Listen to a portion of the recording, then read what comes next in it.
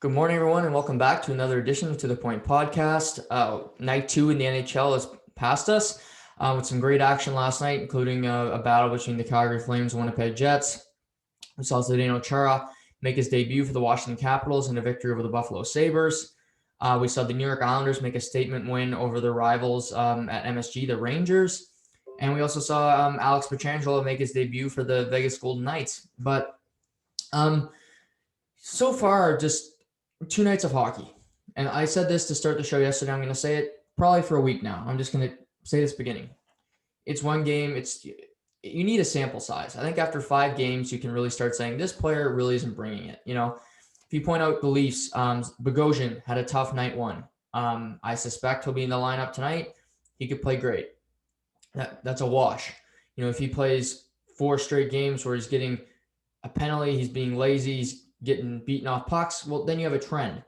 The outrage after one game from people on Twitter, social media is this love-hate thing. I'm on Twitter. I use Twitter probably more than any other social media I don't really tweet much, but I do like to follow, insiders so that when I come on this show, I can tell you guys what's happening in the world of sports, things of that nature. For instance, this morning, Diana Rossini for ESPN, she tweeted that the Atlanta Falcons offered Arthur Smith, the current offensive coordinator of the Tennessee Titans, a head coaching position. I wouldn't know that if I wasn't on Twitter, but I was on there this morning, saw it, bring it to you guys' attention. He hasn't accepted the job yet. I'd be surprised if he didn't. He's been interviewed in every location, so maybe he has the pick of the litter. But we'll talk about later in the podcast, 2 of the 7 head coaching openings have been taken as of last night. So if Arthur Smith takes this one, that would be 3. We'll talk about Jacksonville and the New York Jets at the end of the podcast. But Twitter. Last night I'm going to start with the Islanders Rangers just to keep on the theme of Twitter. Rangers playing against Islanders. I watched a lot of that game. They played really well. They still have that team from last year. Really, you saw production from Anders Lee, Brock Nelson, Matt Barzal. Even got a goal from Casey Cizikas. They had pretty much every center scored other than Jean-Gabriel Pageau. A great start from Semyon Varlamov, and good game for them. Alexei Lafreniere made his debut for the New York Rangers, pretty uneventful. He got his lap. Him and K'Andre Miller both made their NHL debuts last night. I think both players have a really promising future as players, and also as the Rangers organization looks like it's on the upward scale here. But they lose 4-0, and the Rangers have a rookie goaltender net, Igor Shesterkin. He looks really good. He played last year a lot. Lundqvist, him, and Georgiev, they were basically a 3-goalie system last year. So it wasn't as if Shesterkin wasn't playing a lot last year. He was. He got injured in training camp before the bubble. He could only start their last game of the season. They were swept by Carolina in the return to play. And he started game 3. They were done before they dropped the puck. The players just seemed defeated. So they're out early. But, Hank left in the offseason. He's, getting open heart surgery. Wish him all the best. He's not in the NHL anymore. He's not with the Rangers. So one game, first game of the season, they lose 4-0. And I get it. A couple of the goals weren't great, I'll admit. The Nelson goal, I think he'd want back. The Cizikas goal is traffic, things like that. But he didn't have a great game. They lose 4-0. But on Twitter after the game, it's just, oh, why'd you get rid of Lundqvist? Told you it was a stupid decision. Like, he's not ready, all this stuff. And, he's a kid. And, sorry, but there were some goalies. Carey Price didn't look real good opening night. Should you trade him? What goalie has looked good so far? Varlamov, I guess. He got a shutout. If I look around the league at some of the goals that are going in, and these are elite goaltenders, proven guys that are letting in, volleyballs in the net. And I just think that's the dark place of Twitter, where they're talking with Shesterkin, how he's not ready to play and how you shouldn't move on. And it's one game, people. You could use that argument for teams. Like last night, Wednesday night after the Leafs win, all of Twitter is like, oh, they're going to win the cup. Okay. They're going to win. They won one game. They got 55 to go. Like they should make the playoffs. So you got 1 to 16 chance to win it, but they're automatically winning the cup. They win one game where Montreal handed it to them. It's just this overreaction on Twitter. I don't know. I don't know if it's people my age or if it's older people, but it's probably a mix of both, but it's just so stupid. Like you need a sample size. It's anything in life. If you have a problem, if you drink one day, it doesn't mean you have a drinking problem. If you drink 10 days in a row, maybe you do. But one game does not define your career. Marc-Andre Fleury screwed up the World Juniors. Made that really bad play. John Carlson put it in the empty net. USA won the gold medal. Marc-Andre Fleury's won 3 Stanley Cups, and he's probably going to the Hall of Fame. So if it was that game, all of Canada would have said, oh, Marc-Andre Fleury cost the gold medal. He's not going to do anything in the NHL. And he went first overall, and then he's had an okay career. But it's just this overreaction. After the game too, Lafreniere not in the score sheet. Everybody, oh, where's Lafreniere? Where's Lafreniere? Well, if I look at around the league, Crosby scored a goal against Philly, but if you watch that game, he really didn't play great. I know Pittsburgh fans, you may disagree. He didn't stand out to me. Carter Hart made a bad play. Crosby benefited from it. Other than that, he really didn't do anything. Do I think he's going to have a terrible season? No. Just wait. Just pump the brakes and let's just breathe. Let's just breathe together, okay? Like, it's not this think where people have this platform to go on and just bitch and bitch and bitch about and just overreact. And it's, I don't know. Like, on this podcast, if a team stinks for 5 straight games, I'm going to say it because there's sample size and that's warranted for me to do it. But,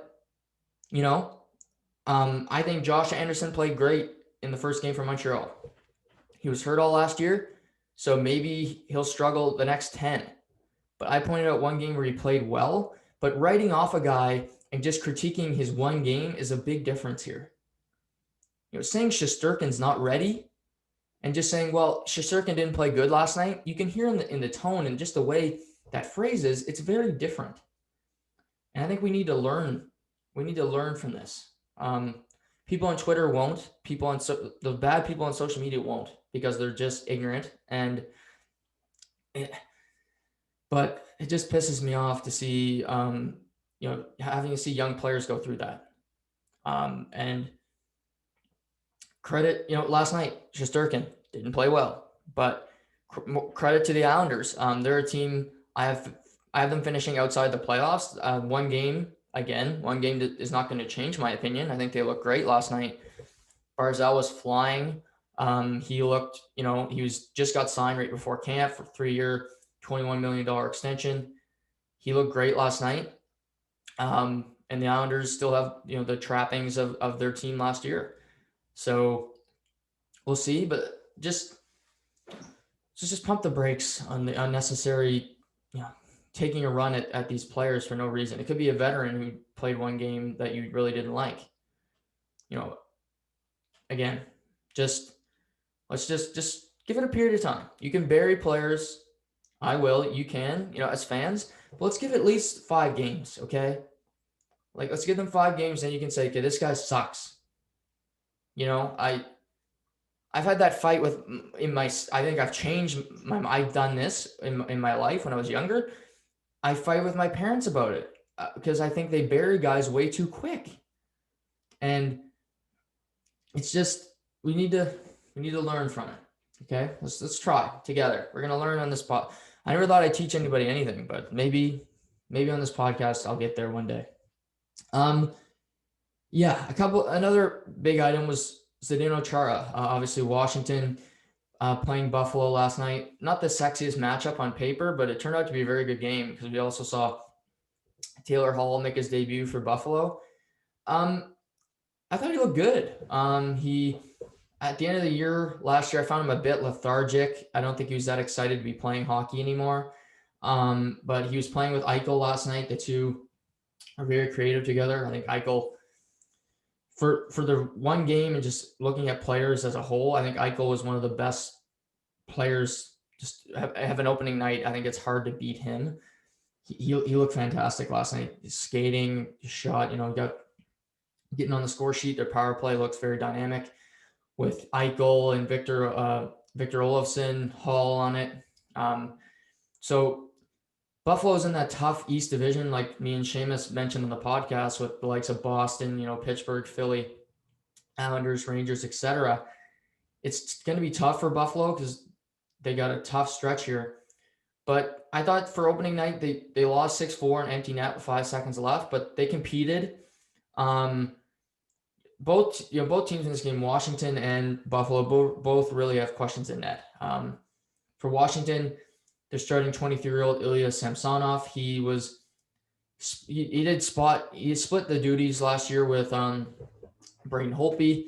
Braden Holtby left for Vancouver, so now he's with Vitek Vanecek, who's got little to no NHL experience, and Samsonov's going to have to be the starter here and grab the net. Not a great start, but the team won. That's the main thing. Another positive, I think, from Washington last night is they scored 3 times on the power play, and none of them were by Ovechkin. Ovechkin actually had 2 primary assists. He made a beautiful pass from his office back there, faked the shot, found Oshie in front, who slid it under Carter Hutton. Assisted on the first goal to Backstrom, where he took a shot. Backstrom got the rebound, put it in. So I like Washington's roster. I think Jakub Vrana is going to be a player to watch for them. He had a goal last night in a beautiful strip, and then he put a top shelf. He kind of had a down season last year. If he can find it, I think he's a 20 in an 82. I think he's a 20 to 25 goal scorer, but he's a creative hockey player. I think he's got more assists in him. I think he can find people, and they're a tough team. They got Brendan Dillon back there. Obviously, Big Z made his debut. It was weird to see him in a uniform that wasn't Boston. I'll say the same thing in Boston, where I saw Patrice Bergeron wearing the C on his jersey. Just didn't look right. But I'm sure Boston, Washington play each other 8 times this year. Those will be must-see games for myself anyway. So I like what I see. I like what I saw from both teams. Again, this defensive systems are terrible. The whole league. Defensively, teams are just a mess. They'll catch up. It'll take probably till February. Probably the rest of the month will be a lot of running gun hockey. So when I think of that, I think of teams like Toronto. I think of teams like Tampa Bay. I think the really skilled teams will benefit from that type of hockey. Potentially Edmonton. So for those teams to get wins early and often is important, because as the game gets tighter and a little bit more heavy, just tougher to find space, it's tougher on the teams that don't have a lot of sandpaper, don't have a lot of players that like to go into the corner. So but good debut from Hall. Zdeno Chara, he's not going to be a flashy player. You're not going to see him on the score sheet a lot, but just his presence back there alone, I think, makes Washington a better team and makes Boston worse. So that decision for them to part ways with Z just still doesn't make any sense to me. When Boston, they barely beat New Jersey last night in a shootout, or the gimmick. If they're in a position where they need to win now, they're getting older by the day. Bergeron, he's still a great player, but he's not fast. So when the legs fall off, they're going to fall off quick for him. I think it's going to be falling down like 100 flights of stairs for him. Marchand's not getting older. They still have Pastrnak in the prime of his career, still one of the top 10 best players in the NHL. But, Tuukka Rask, who the hell knows with him? He's flaky at the best of times after, quitting in the bubble last year. They got Halak, he's 35. I think Rask is 34. So, they need to win here probably this year or next, or they're not going to. They're going to have to rebuild and start from scratch.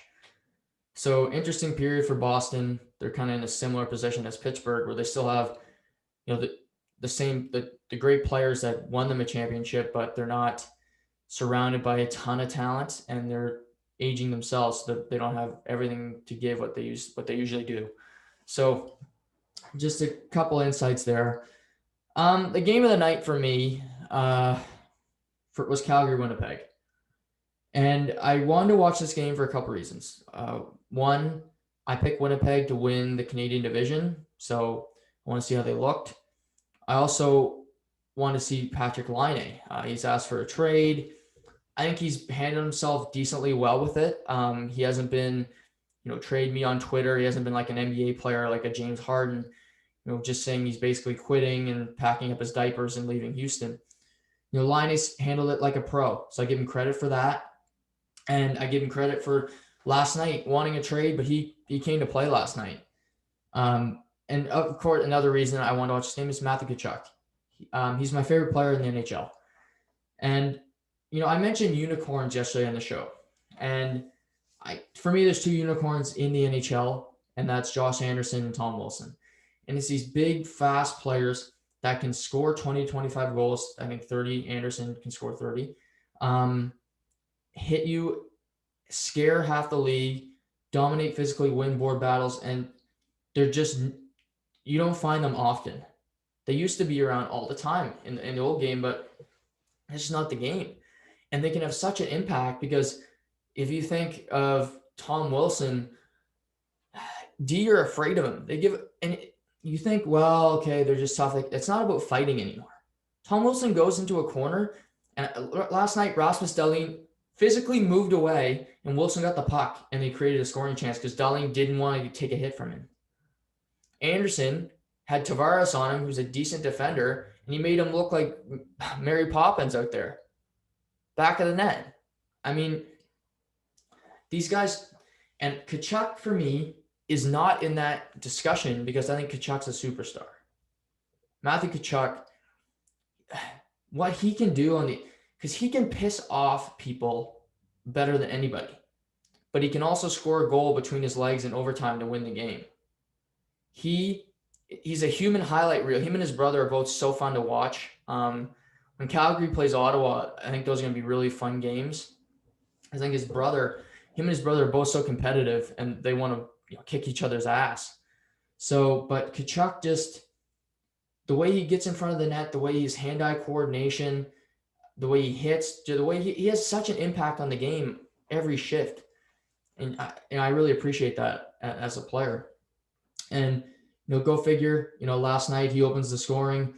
Tucker Poolman, is kind of trying to guard him in front, but Rasmus Anderson gets a wrist shot from the point. Poolman doesn't really box him out, doesn't tie up the stick. Tkachuk tips it home, no chance for Connor Hellebuyck. But I mentioned Laine, and we saw everything from him last night, and we didn't see it a lot last year. And again, it's one game, but he did bring it last night. We saw it, Rasmus Anderson, he basically went end to end. He had an empty cage with Hellebuyck sprawled across the other side, but Derek Forbort basically slid down on his knees, saved a goal. The puck was about to roll across the line. He clears the puck from the crease, puck goes back down the ice, and Laine gets sprung by Kyle Connor on a break. He beats Jacob Markstrom glove side. Beautiful goal. It was a crazy, frantic play. And, coming in, one of the big storylines of this game was, two of the best goaltenders in the NHL were facing off. Jacob Markstrom making his first start for Calgary after leaving Vancouver. And obviously Hellebuyck coming off his Vezina campaign last season. But we saw early in the game, it was all Calgary. Matthew Perreault took a stupid cross-checking penalty in front. We saw good puck movement. We saw Lindholm go cross-ice pass down low to the hash marks to Johnny Gaudreau. He buried it past Hellebuyck For the end of the period, Dylan Dubé won a puck battle, sent it out in front, Lindholm 3-1 Calgary. Um, I liked one thing for Calgary. They struggled after this, but I thought Gaudreau had a good game last night. He was involved the whole game. I think he just seemed focused. I haven't seen it from him. I thought last year he was kind of going through the motions in periods of the season. He looked ready last night. He was dangerous when he had the puck. I thought Elias Lindholm had a good game for Calgary as well, and of course Kachuk. But I like to see that from Gaudreau, because if Calgary is going to do some damage, he's going to have to be a key part of that. I still have them finishing outside the playoffs, but it was good to see him have his legs again, kind of play like the star player that we're accustomed to. Second period, the game really tilted. Winnipeg started winning the puck battle, started just having the puck. Top line for Winnipeg was dialed all night. Nick Ehlers, Mark Scheifele, Blake Wheeler. They were chugging. I don't think I've seen Nick Ehlers play a better game, honestly. He was so quick, really dynamic with the puck. He was finding Scheifele a lot. I think Scheifele's one of the more underrated players in the NHL, and just kind of disrespect he gets when like the top 50 players rankings, he should be in the top 20, if you ask me. They got some of those guys up there that I just think Scheifele is so valuable to a team, 200-foot player where you don't have to worry about ego. You don't have to worry about bitching. He's just a guy that's going to go in there in the trenches, do his job, and do it well. But him and Ehlers had a lot of chemistry last night, and it was good for Winnipeg. They had two lines rolling with, the Connor Laine line, Kyle Connor and Patrik Laine line, and then Ehlers, Scheifele, Wheeler were going. But in the second period, Ehlers gets a shot on net, kicked out the rebound a little far from Markstrom. Scheifele is able to tap it in, 3-2. Then not too far after, they get a Kyle Connor gets a good opportunity. He gets sprung by Laine. He gets a shot on net, squeaks through Markstrom. It's 3-3. Connor, the one thing, Kyle Connor, you might not have heard the name that often. He is an elite goal scorer. He scored 30 goals twice so far in his NHL career. He's got a great wrist shot. He's really fast. Him and Laine together are a perfect pair. And, if these two lines are going for Winnipeg, they're going to be very tough to beat. Like I said, Connor, you got Laine. If Laine could put it all together, he could score 50. I mean, he could be in that Rocket Richard category, with the likes of Ovechkin, Pasternak, Matthews. If he played a consistent game all year and just, what I think was interested all the time. So we'll see what happens. But it's 3-3 after 3. Third period, a lot of good chances.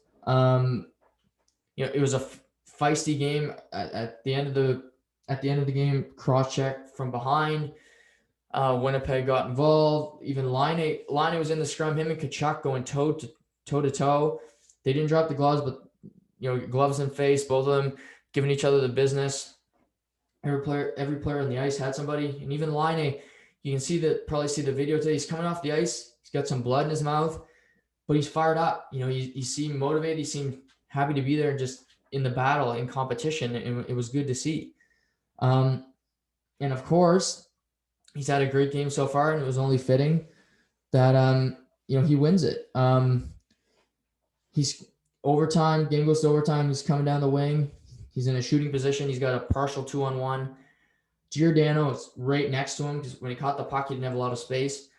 So Giordano basically tries to push the puck away, puts it away, but Laine is able to recover, gets a shot off, beats Markstrom blocker side, and Winnipeg wins 4-3.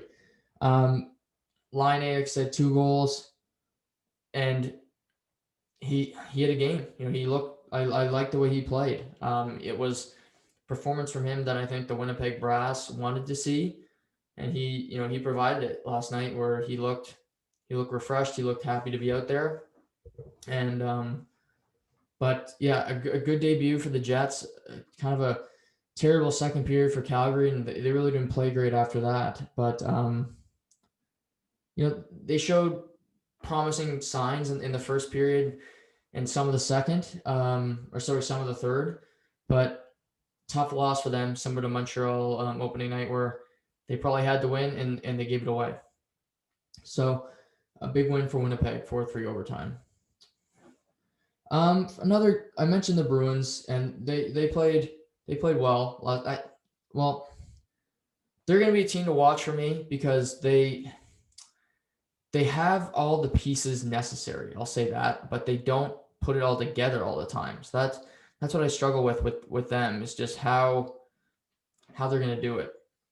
And they win in a shootout and they get the 2 points, but it's one game. They play New Jersey again Saturday. A lot of these teams like Washington, Buffalo play again tonight. Pittsburgh, Philadelphia, they played opening night. They played tonight. Tampa, Chicago. So you'll see that a lot this year where teams are playing each other back-to-back games, back-to-back nights. So there'll be a team to watch, Boston, just to see what they can bring night in, night out. Another rematch from opening night last night was Vancouver and Edmonton. Vancouver, I mentioned on the podcast yesterday, Edmonton did not look good in their opener. Koskinen was a bit shaky. McDavid and Draisaitl both made really terrible defensive plays that cost their team the game, really. And they wanted to respond. And Connor was held off the score sheet in the first game. So, and he came up with a purpose. Last night, McDavid, second game, go figure, became the first player in the new year to have a hat trick. Scored a hat trick before the second period was over, and he had 4 points in the first two periods, didn't have any in the third, didn't need them. Their power play was cooking last night. He was flying around the ice, just making Vancouver defensemen look silly. And when he's going like this, Draisaitl was getting points too. That's why I have Edmonton making the playoffs, just because McDavid's just such a good player. And I think if they can tighten up their defensive game, then they're really a threat. But I mentioned, teams with speed, teams with a lot of skill this early in the year, they're going to be the teams that benefit from this run and gun. And, Edmonton's the poster child for that, as well with, the Maple Leafs. So a great game from McDavid. They win 5-2 after losing 5-3 opening night. But yeah, McDavid, again, back to the start of the podcast, one game. I just said he struggled last night, but I didn't think he was going to have a terrible season. It's Connor McDavid. He's so fun to watch. And just his speed alone last night was just off the charts impressive. And good on Edmonton to respond. They started Koskinen again, so he played back-to-back nights, which I actually liked from Dave Tippett. You want your goaltender to have some confidence, I think, and they don't play again until Saturday, so they have today off, and then they'll play Montreal Saturday in Edmonton. So I like that move to give Koskinen another start, give him a little confidence, get the first one under his belt. And but yeah, big win for Edmonton, and now they seem to be moving in the right direction. And the last game I'll touch on from last night is Vegas and Anaheim. On paper, maybe not the sexiest game. It was 11 o'clock start, but I had my eyes on it. And for a couple reasons. Vegas, they're doing something different. Last night they started 13 forwards, 5 defensemen. Interesting. A lot. And, their D are playing really similar minutes. They got Whitecloud, Pietrangelo, Theodore, McNabb, missing one name, Martinez. So, they have those 5 guys. They rolled them all out. And Pietrangelo, it's interesting to see. Pietrangelo got a point in his debut. They had an early 2-0 lead that was cut. That Anaheim tied the game first period with Maxime Comtois scoring 2 goals for Anaheim. But, Vegas looks good. They're deep. Their fourth line of Nosek, Reeves, Carrier both scored a goal last night. They're going to be an impressive line. They still have Marchessault, Riley Smith, all the guys that got them to the Stanley Cup final. Mark Stone, the new team captain, the first team captain in Golden Knights history, scored his first goal last night. So, Robin Lehner and Marc-Andre Fleury, that's a pretty good tandem. Lehner got the start last night, but it's tough to beat that tandem. Maybe Montreal with Price and Jake Allen, I think, are a bit better. Maybe Calgary with Markstrom and Riddick, but good start for Vegas. I think them, Vegas, Colorado, St. Louis, they're all close. I think they're all really good teams. And it'll just see where they end up. But I like all three of those teams, and I think it'll be a dogfight till the end to see who can come out on top there. But Vegas looked good last night, and they have a roster that can compete for a title, so you can't ask for more than that. Before I move on from hockey, I'm going to talk about some trade stuff, some trade rumors. Pierre-Luc Dubois, he wants out of Columbus. From reports I've read, it's not all about his relationship with John Tortorella. I think he's expressed to Jarmo Kekalainen, the general manager, that he doesn't think this team can win. He doesn't like the way it's built, and that his preferred destination is Montreal. Being a French-Canadian kid, that makes sense. I don't think it's really, I don't know how he would know. I don't think it's on him to know if the team is a winner or not. I think that's a bit pretentious on his part, but if he doesn't feel that he wants out, okay, more power to you. We see that a lot in pro sports now, where guys just complain and they'll be moved. Tortorella has made it clear that Dubois wants out, and that he's still going to be hard on him if he plays. It's not going to change. His approach is not going to change. Montreal, from what I've read, they want to acquire Dubois if they can. However, Columbus wants a haul for him, and I understand that, because Dubois, he's not a name that flashes, because he's not going to be a 90-point player, but I still think he can be your number one center on a team, with great players too. Dubois is a lot like Jonathan Toews, and you might say, well, Toews was a 70-point player, but he was still winning Stanley Cups. He was still really effective. Dubois can score 70, 80 points. The way he's played over the last calendar year for Columbus has really been off the charts, including the bubble, where he outplayed Austin Matthews, in my opinion, head-to-head last year in their 5-game playoff series. He beat him, so it helps my argument there. But he wants out of Columbus, but they want a haul from Montreal. And the rumored players that they want are Nick Suzuki, who's really emerging as a star here for the Canadians. Opening night played great, and the bubble he continued that success. Possibly Alexander Romanov, their rookie 20-year-old defenseman, but Bergevin quickly said that Romanov is an untouchable, which I understand completely and actually agree with him, because you get good defensemen in this league, you don't part with them. I'd part with a good center before I'd part with a good defenseman, because there's too many bad defensemen in the NHL.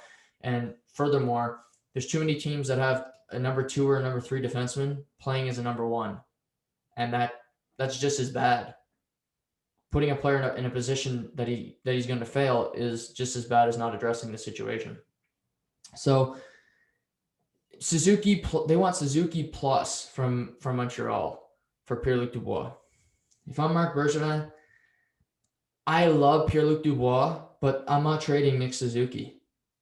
I think the trajectory he's on right now, he can be a superstar cornerstone player for Montreal, the center ice position. And again, he might not be a player that scores you 100 points, but the way he back checks, the way he defensively, how aware and how conscious he is of it, is more impressive than any goal he's going to score. I mean, he saved 2 goals the other night. And, Patrice Bergeron was a number 1 center on a team. He won a Stanley Cup. I mentioned Jonathan Toews. He's done it. It doesn't have to be a 100-point player that you need at number 1 center. I think that's a myth that the media has propped up, because they want that to be true with the likes of Connor McDavid, Austin Matthews on these Canadian teams, and that's who they talk about. Well, last year, Steven Stamkos played 3 minutes and Braden Point was their number one center. Braden Point's another example of a guy who's probably not going to score 100 points.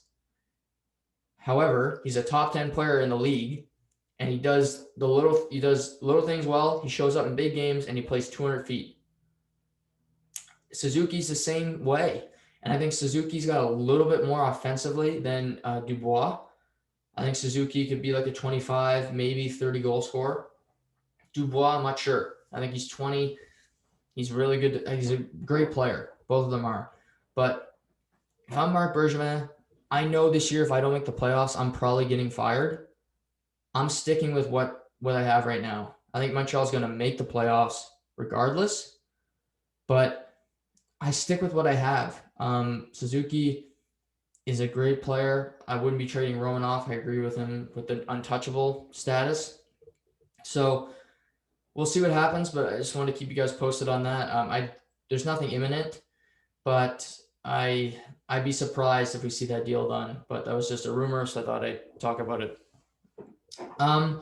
Switching gears. So yeah, some of these episodes we're just going to run through different sports and just there's a lot of news right now in the sports world.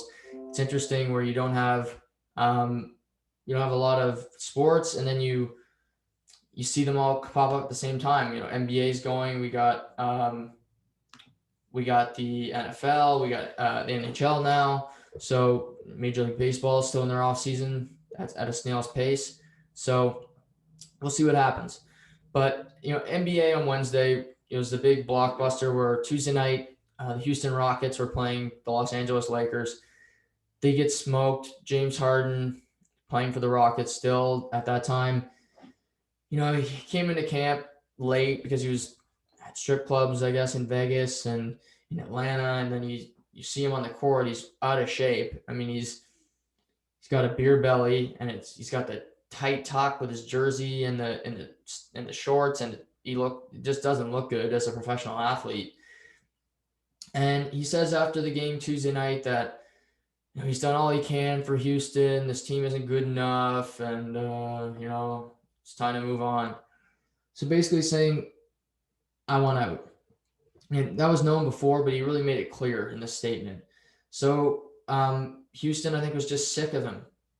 They're sick of hearing this BS day after day. Him, he's a guy that can score 16 points in a quarter. He's one of the greatest scorers in the history of basketball. And his last 4 games, he scored 14, 15, 16, 16. He's a guy that doesn't like to pass the ball. He just likes to shoot. So it's just so out of character for him. And clearly he hasn't been giving a lot of effort. He's also out of shape. But there's teams that want him. He's won an MVP award. He's a fantastic player. And the Brooklyn Nets with Kevin Durant and Kyrie Irving, they plunged. They traded for Harden for 4 first-round picks for Harden as well as Karis LeVert, who he's a good player. He's coming off the bench. He's a starter everywhere else. I think they'll miss him. They also had to in the NBA to get these big deals done. You need to move salaries. You need 3-4 teams. So Indiana was included on the deal, and LeVert was actually flipped from Houston to Indiana. So after being traded from Brooklyn to Houston, he was traded from Houston to Indiana for Victor Oladipo, who's on the last year of his contract and wanted out of Indiana. So 2 birds with 1 stone there. And they also, Brooklyn had to lose their starting center, Jared Allen, who got moved to Cleveland. So I understand why Brooklyn did it. They look at the Lakers. Lakers are 10-3 right now. They look great. LeBron, Anthony Davis is still kind of fighting his game, but they got the team to win. And I don't think they trusted their depth enough for them to beat the Lakers as currently constructed. And, they felt like they needed a boost. So they went out there and they got James Harden. My big worry for Brooklyn, and I have Brooklyn going to the finals before the season, and it worries me a little bit now, is Harden and Kyrie and Kevin Durant all have such big egos. Kyrie Irving hasn't been with the team all week. After the Capitol building and that terrible day, he said he was out for personal reasons. Okay, I know Kyrie's like a big social justice person, so at first I just thought, okay, he's upset about this. He's taking some time. I'm fine with that. How people process stuff, that's none of my business. So go do you. But then it was a video of him in a club with his sister for her birthday. They're all in there drinking, having a good time, not wearing a mask, and just breaking every protocol that the NBA has set up. And well, that's not that's not that's not what you're preaching. That's not social justice. That's just you not wanting to do your job, not going to work.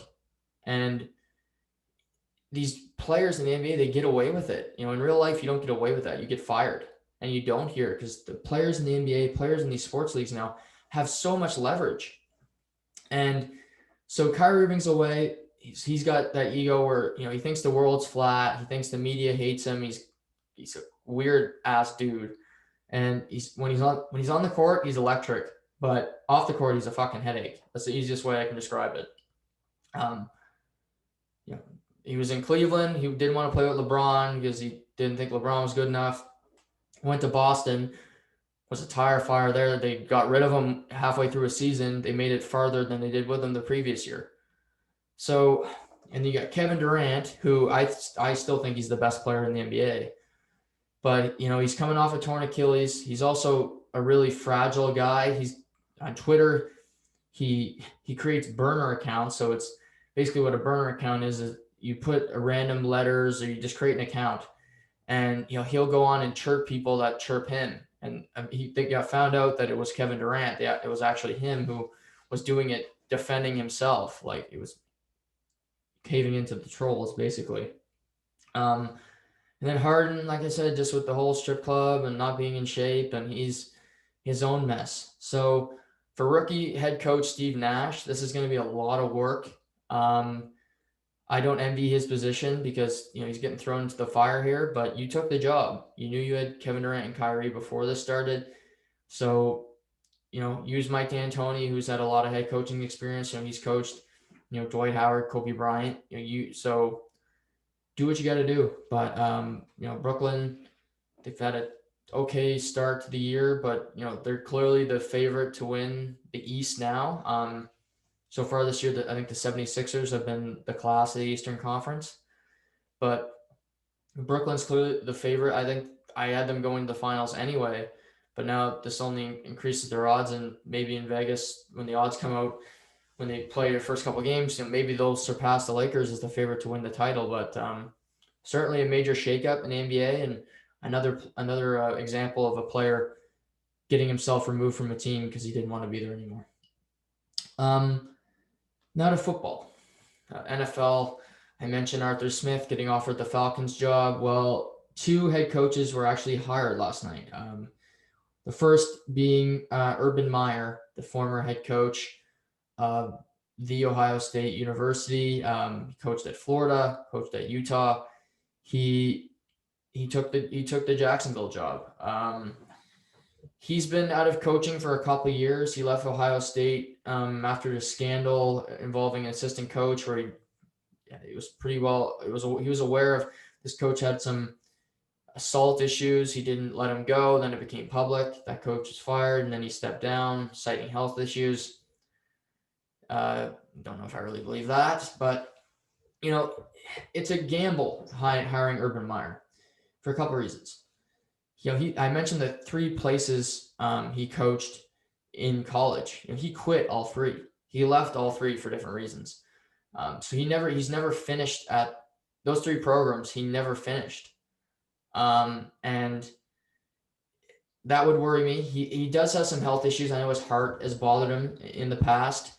And you're coaching in the NFL. You see some coaches. I mean, it's not an easy job. We see Jim Schwartz, Philadelphia Eagles defensive coordinator. He's stepping away from the game just because of stress and just constantly being fixated on it. And it's a job where you're thinking football 7 days a week, and you're at the facility a lot, and it's a lot of hours.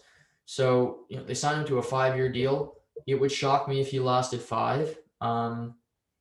But they got the first pick in the draft. They're going to be selecting Trevor Lawrence. He's going to have a college quarterback at his disposal, which he's always had.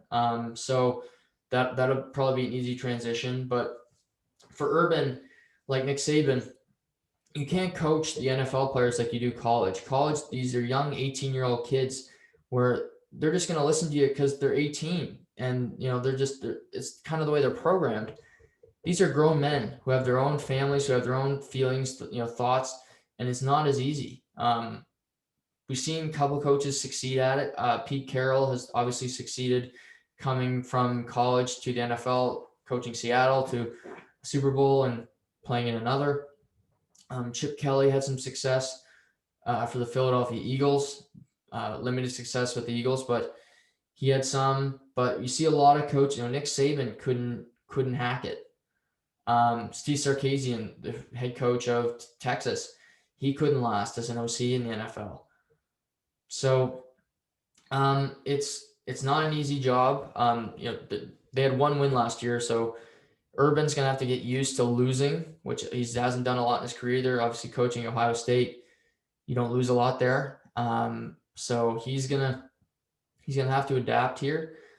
And biggest thing for him, I think, is hire some coordinators who have NFL experience and that can coach NFL players. I think he can be a good CEO and kind of sell the organization a bit, but he's going to have to walk that tightrope of not being a dictator in a college setting and, just be a leader of men here in the NFL.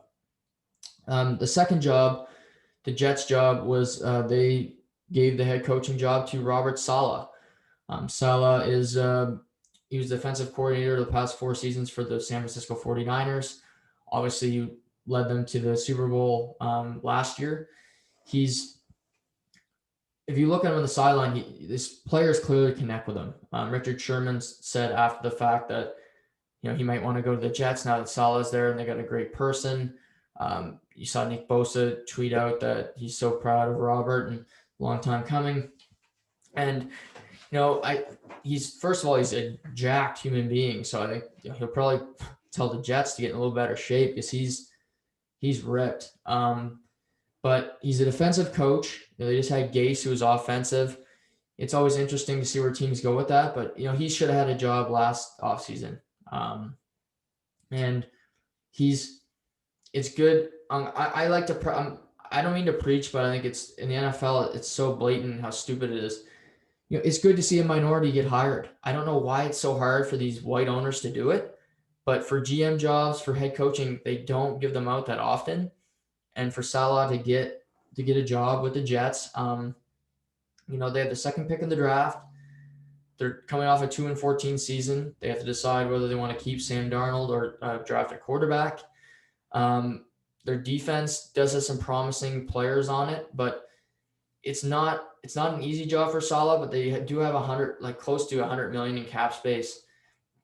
So, it's not a Jets team that you're necessarily going to tank here. Hopefully, he gets a chance to actually coach the team and have some success, because we see sometimes these guys are hired and they're fired right away and they don't get a chance. Arizona 2 years ago, they hired Steve Kimes. He coached 1 season. They fired him abruptly. It didn't make a lot of sense, and they hired Cliff Kingsbury. He was fired the black guy for the young white head coach who had a losing record in college when they hired him. So it's just things like that just make you kind of put your ears up and say, like, why is this happening? Why is this like this? But Saleh got a 5-year deal from the Jets, so that's a good sign that he'll be there for the long term. I'm excited for him. If him and Bieniemy can both get head coaching positions, then the offseason would be a success for me, because they both should have been last offseason and they both deserve it still today. So good for Robert Saleh, Urban Meyer, good for you too. But I like to see that. Like I said, Arthur Smith was offered the Falcons job, current offensive coordinator of the Tennessee Titans. I'll let you know on the podcast if he accepts that. As of right now, there's no indication that he has, but he's a great, clever offensive mind. Clearly he turned around Ryan Tannehill's career after leaving Miami. He's made him look great. He's got AJ Brown playing at a high level, Corey Davis. just the way he uses his tight ends, and obviously Derrick Henry. Atlanta, he'll have to make a bunch of decisions there if he wants Matt Ryan at quarterback, what he wants to do there. Julio Jones, just that team in general, but we'll see what happens.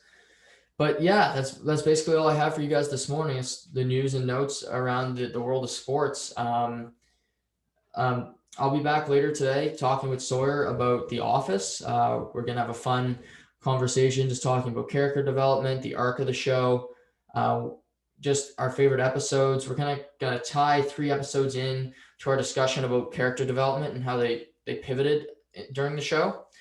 But yeah, it's a show that we talked about off camera, hundreds of times. So it'll be fun for you guys to kind of hear our thinking, and hope you guys can tune into that and enjoy it. But I'll be back tomorrow morning as well to talk about tonight's action and the NFL divisional round. So like I said, I'll be back later today. Lots of content coming. Sports is back. We're fired up here at To The Point. Just have a great day, everybody, and stay safe.